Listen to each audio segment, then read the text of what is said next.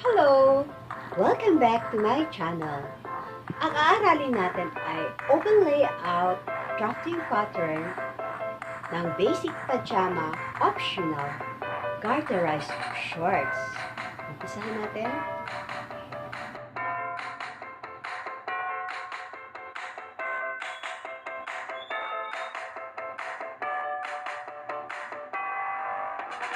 Ang atin pong gagawin ay open layout drafting pattern ng pajama trousers or optional ng garterized shorts. At ang panukat na ating gagamitin ay inches. At ang mga sukat na ating kakailanganin ay crotch. Magbibigay po tayo ng halimbawa lamang ng sukat. Let's say ang ating crotch ay 10.5 inches. Pants length o haba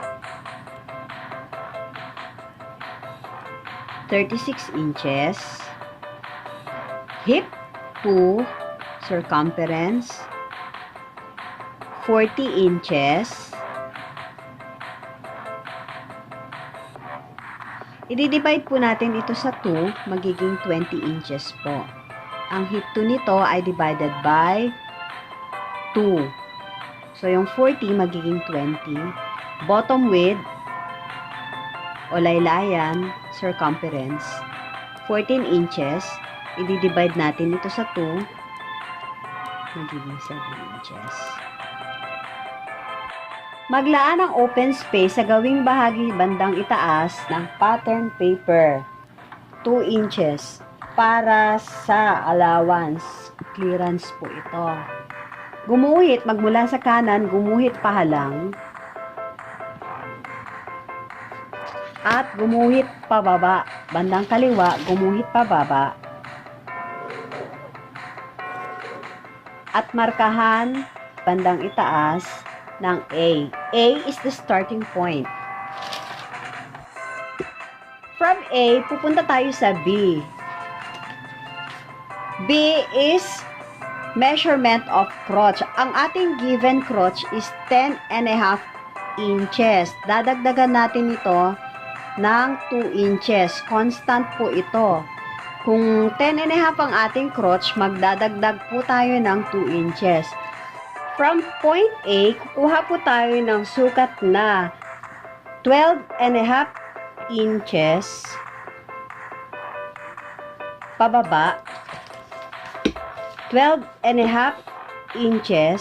Ito po yung ating crotch measurement. 10.5 plus 2 inches equals 12.5 inches. Mark it B para po sa crotch measurement. Pupunta naman tayo sa gawing bahagi ng C. Ang C ay length ng pants or pajama natin. Let's say ang ating pants length ay 36. From A, starting point, going down to C is the pants length, 36 inches. Mark C sa length po ng pajama natin, mark C. Yan. A, B, C, going to D. D is the hip measurement. Kalahati ng hip measurement.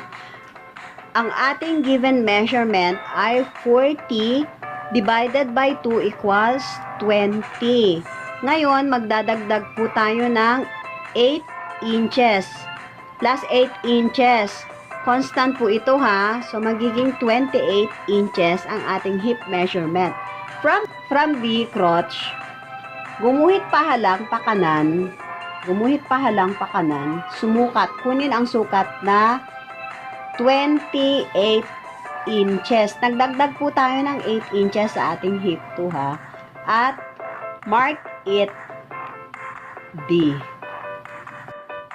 From D, pupunta naman tayo sa E. E is the midpoint or center of B and D. Kukunin po natin yung gitnang sukat ng B and D, and we will mark it. Markahan po natin as E. Mark E. Ito po yung gitna ng B and D. Mark E. From midpoint E, guhit pababa. Ibababa po natin. Square down hanggang sa pants length po. Yan, guguhit po tayo pababa. Yan, hanggang pants length po. And we will mark it F. Pupunta naman tayo sa G. Para makuha naman natin yung G, from B, maglalaan po tayo ng 3.5. Susukat po tayo ng 3.5 inches. 3.5 inches.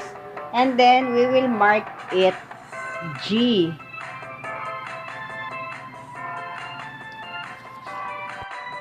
From G, itong 3.5 inches, B to G is 3.5 inches. Guguhit po tayo pataas, upward. Guguhit po tayo pataas, upward. And we will mark it H. Tataas lang po natin yun at we will mark it H. Para makuha natin si I, aatras po tayo ng 1 inch from G. Magmula kay G, aatras po tayo ng 1 inch. Kukuha po tayo ng 1 inch. And we will mark it I. And then, connect HI using straight line or straight ruler. Iko-connect po natin itong si H and I. Straight lang po. Magmula sa I, kukunin natin ng sukat ng 3 inches. Kuha tayo ng sukat ng 3 inches magmula sa I. And then, we will mark it J. Using French curve, ayan, iano po natin, i-connect natin si J dito sa B, using French curve, para sa ating crotch.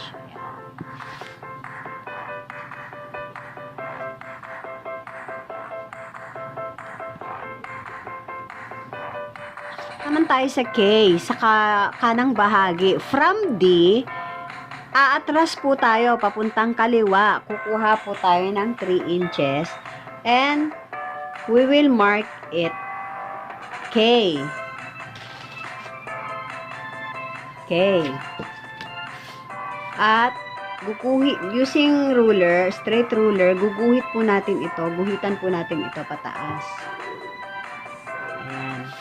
And we will mark it L. From point K, guguhit po tayo ng 1 inch. Kukunin po natin yung 1 inch papunta sa kanan at we will mark it M. 1 inch pa kanan from K and we will mark it M. Using straight ruler, i-connect natin ang point M kay point L. I-connect natin si M dito sa L. Or si L, i-connect natin dito kay M. From point M, kukunin natin ang 3 inches from point M and we will mark it N.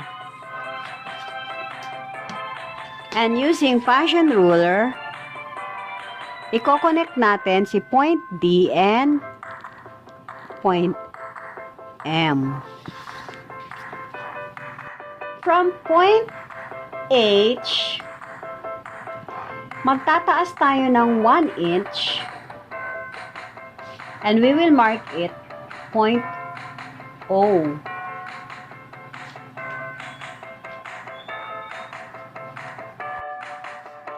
From point L,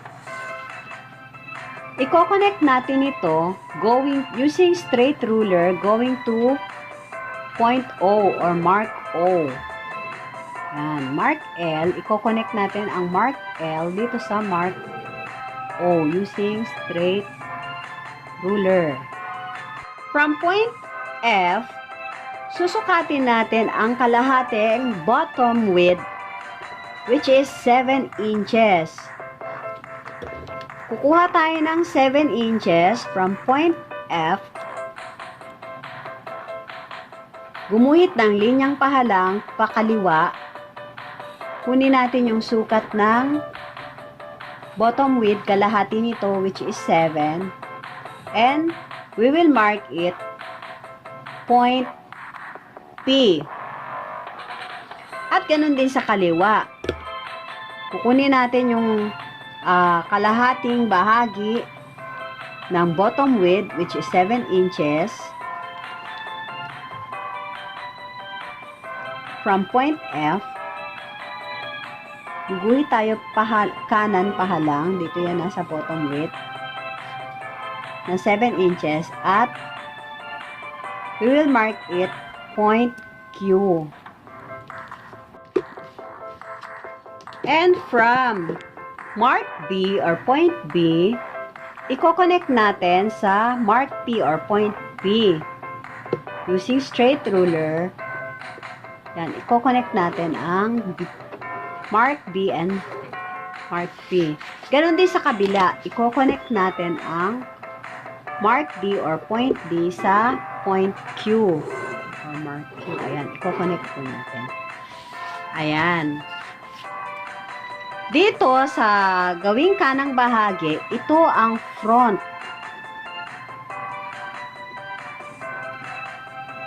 Front na bahagi ng ating pajama. At dito naman sa kaliwang bahagi, ito naman ang ating back. Back o likurang bahagi ng ating pajama. Ngayon, optional naman ito sa shorts. Kung gusto nyo itong gawing shorts or garterized shorts, ayan, iiksian nyo lang siya according sa desired length na gusto ninyo. Ayan, kayo po ang masusunod. Pwede na po siyang gawing shorts. Iiksian nyo lamang po yung length. At kayo na rin po ang mag-a-adjust ng bottom width kasi pwede naman to itong i-adjust yung bottom width according sa desired width na inyong gusto. Ayan po. Ating open layout drafting pattern o pajama or optional garterized shorts, maglalaan po tayo ng 3/4 allowance sa magkabilang gilid. 3/4 allowance, 3/4 allowance, 1 inch allowance sa hemline, 1/2 inch allowance para sa front crotch, at 1/2 inch allowance para sa back crotch, at ganoon din naman 1/2 inch allowance para sa waistline. Ayun guys, para talaga ito sa mga gustong matuto ng step-by-step basic drafting pattern. At sana ay magsanay kayo at ugaliin ang mag-practice. At may matutunan nawa kayo because sewing is continuous learning. Thank you for watching and I hope to see you again. Bye for now. Thanks for watching to my channel. Please don't forget to like, share, and subscribe. Bye for now. See you again.